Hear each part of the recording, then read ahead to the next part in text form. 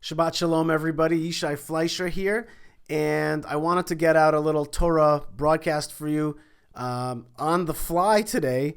And we're a bit in a rush here in the Fleisher household because of Shabbat, Parshat Chayei Sarah, the life of Sarah, is the Torah portion that we're reading today. So in order to help out the family, I have to hold on to the baby, and I had to hold on to the mic like this in order to make it... I had a whole contraption going just to get out this video today. But I really wanted to talk to you a little bit about the Torah portion.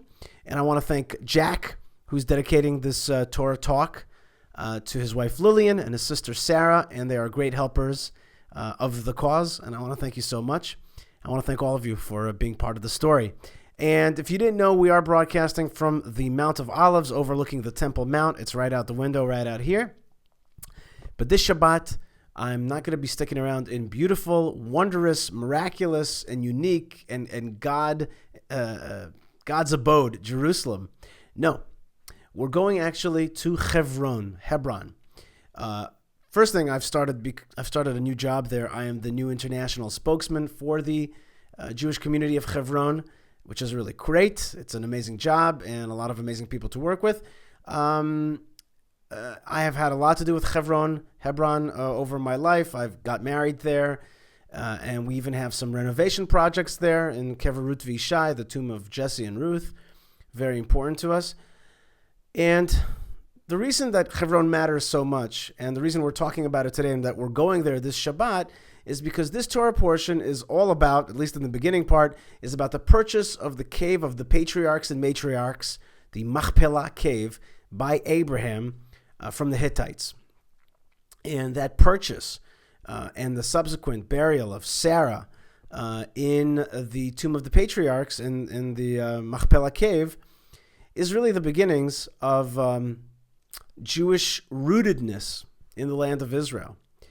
And Hebron is going to, from then on, always have this issue of being a root for the Jewish people. For example, when Kalev ben Yefuneh, one of the 12 spies that are sent out in order to reconnoiter the land of Israel and get a real sense of it, first place that he comes to is Hebron. He pays homage to the forefathers and mothers and says, we're coming back home. They're dead, of course. They're buried there. And he needs protection from the ideas of the other spies who were post-Zionists or pre-Zionists, but they couldn't figure it out. They couldn't figure out that we were coming home. How's the baby doing? Is he okay? All right. Hebron is the root. And that's why I got married there, because it's the root. And it's where the forefathers and mothers are really buried. These are the greatest human beings that ever walked the face of the earth. They are God's chosen people. These are the people, forget the Jewish story.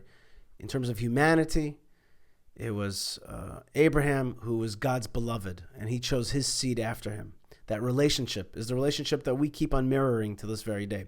I want to talk about Abraham just for a few minutes. Actually, let me say it differently. I want to talk about the Jewish people for just a few minutes. In the Torah, in the Bible, there's really three foundational steps that the Jewish people take in order to become a nation and a godly nation and all that they're supposed to do. Here are the three steps. The three steps are Exodus from Egypt. And the main dramatic moment of the Exodus is the splitting of the Red Sea. That is the birth canal. Come out through that birth canal. On the other side, you're a nation. Amazing. The Jewish nation is born as a nation. Whoop-de-doo, though. There's many nations. Is that so special to be a nation?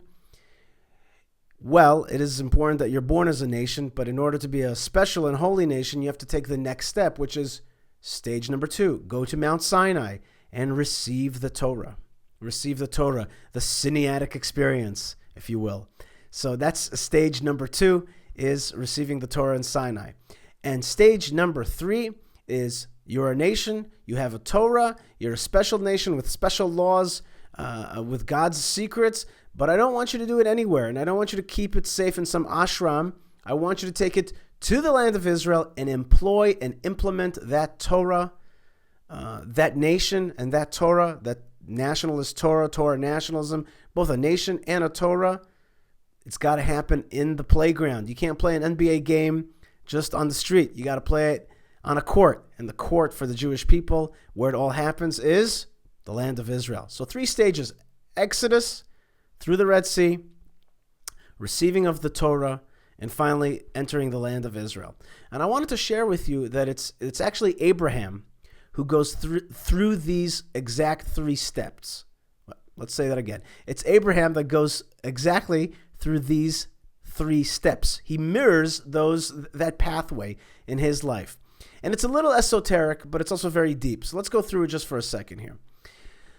Well, before Abraham is Abraham, he's called Abram, and God promises him all these lands, the land of Israel and the land of Canaan and the lands around it, and to inherit 10 nations. In order to do that, God gives him a very strange mission to fulfill. He says to him, I want you to go through something called the covenant between the parts, the Brit Bein Abtarim. And this covenant between the parts, God says to him, I want you to cut 9 animals from nose to tail, and I want you to set them aside facing one another, 9 animals facing one another. Now imagine the scene of that. 9 animals cut down the middle. And Rashi, the great commentator, and also history show that at the time, the way people would sign contracts with one another is that they would cut an animal like this, and then both parties would walk between it, basically saying, listen, we both have 2 halves of this one agreement. It's a contractual obligation of yesteryear. But I want to tell you that there's something even deeper that actually happened at Brit Bein Abtarim, at the covenant between the parts. Basically, after Avram cuts these parts, God knocks him out. He gives him a sleeping pill. He gives him anesthesia.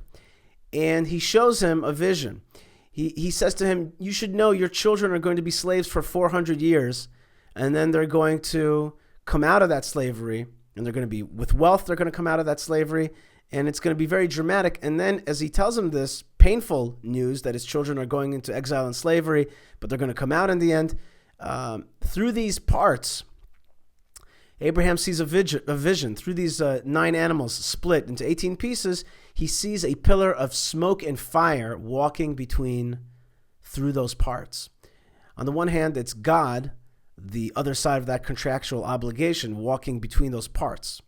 So it's Avram at the time, and God, both are mutually bound by this contract. You're going to follow my laws, I'll give you the land, and both of us are walking through these parts, ostensibly. But something deeper is going on here. When that angel or pillar of fire and smoke go through those parts, what God was doing was showing Avram a YouTube clip, a mini prophecy of what? Of the splitting of the Red Sea. Your children are going to be slaves in a land not theirs, and then they're going to come out after 400 years, and it's going to look like this. It's going to be very dramatic. So Abraham, on his flesh, feels that step of the Exodus.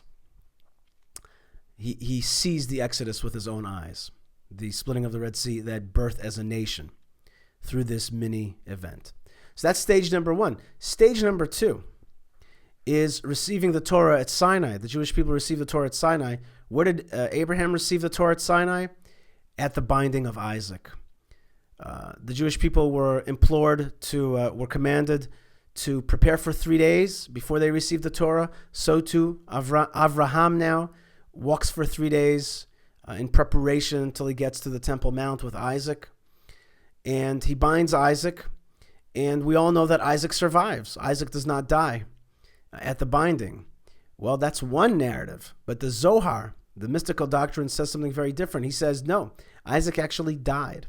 Yes, not because Abraham slit his throat. No, it was because it was such an emotional and dramatic event and moment that Isaac's soul just left his body. And I'm looking over there at the Temple Mount right out my window where that event took place.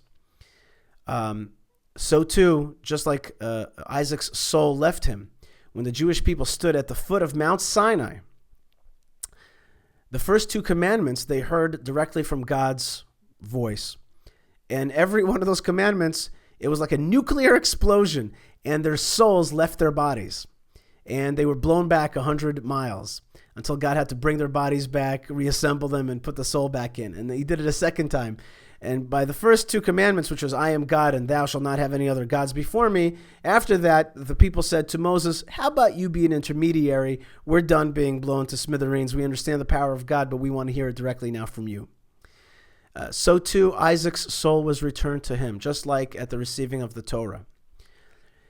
And finally, the Temple Mount itself is a mountain that's a jumpy mountain. It's got ADD. It can't stay in one place. And our sources tell us that the Temple Mount jumped to Mount Sinai for the giving of the Torah. And so too, the Temple Mount continues to this very day to be a place where you receive the Torah on the holiday of Shavuot.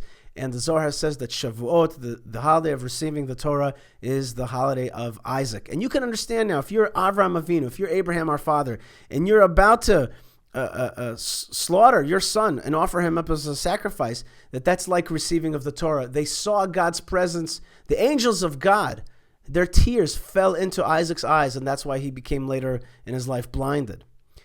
So understand the power of the covenant. The covenant of the flesh, that there was a Brit Milah, circumcision, and then finally this covenant of the binding. This was like the receiving of the Torah, the promise that the Jewish people are going to keep to different ways, to special ways, specific ways that are specific to how God relates to us. That's our Torah. So Abraham sees the splitting of the Red Sea. He goes up to the Temple Mount to, in a sense, receive the Torah and receive that covenant. And finally, and here's where we get to this week's Torah portion, just like the Jewish people went through the Red Sea, through the split sea, became a nation, then received the Torah. Finally, we said stage number 3, they had to go into the land of Israel, into the land of Israel. And it's in this week's Torah portion that Abraham really goes into the land of Israel when he purchases the cave of Machpelah, the place of burial of the matriarchs and the patriarchs. By the way, I don't like it when they just say a cave of the patriarchs. What about the matriarchs? Let's hear it for the matriarchs. Somebody give me an M out there. The matriarchs, they make it all happen. So Sarah is the first Jewish woman. She's also the first Jew to be buried in the land of Israel. She gives this land its flavor. It's a land of fertility, a land that embraces us, a land of miraculous rebirth for the Jewish people, just like Sarah had miraculously, and later in her life, her own rebirth, a renaissance, with the birth of Isaac.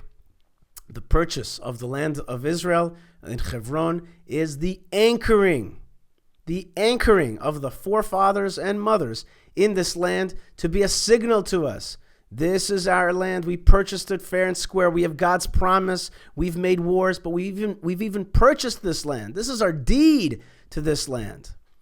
My friends, our rabbis tell us, our sages tell us that there are 3 places that were purchased by the Jewish people, by the forefathers.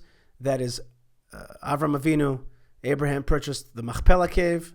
Yaakov purchased the plot of Shechem, in Nablus and Shechem, where Joseph is buried, and of course King David purchased the Temple Mount. These are the 3 purchases that our forefathers made so that there will be no doubt as to our eternal connection to these places. Isn't it amazing then that these are the very places that are so contested and so yearned for by our enemies, so coveted, that was the word I was looking for, so coveted by our enemies, and so fought over? Hebron, Shechem, and Har HaBayit. Hebron, Shechem, Nablus, and the Temple Mount. These are the places that our enemies want to take from us because they know it's our spiritual anchoring in this land. So this Shabbat, we are going to Hebron, the Fleisher family, and we're going to keep all of you in mind. We're going to be there with thousands of others who are coming from all over the country with no fear of terrorism, with no fear of rain, because it's about to rain. With no fear, we are coming to Hebron to show our eternal connection, not only to this land, but to the heritage of the forefathers. Folks, this is Yishai Fleisher. I want to wish you a Shabbat Shalom, sweetness, blessings, hugs and kisses from God to you, wherever you are, from the Temple Mount to the world. Stay part of the story, stay connected, stay strong, and we'll see you next week. Shabbat Shalom.